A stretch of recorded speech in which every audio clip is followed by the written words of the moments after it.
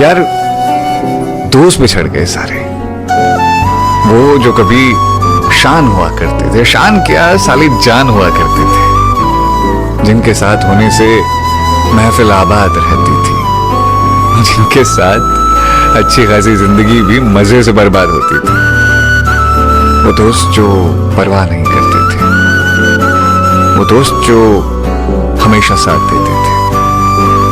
अब न जाने कहां बिछड़ गए हैं, मोबाइल के कांटेक्ट लिस्ट में हैं तो सही, पर बात नहीं करते यार।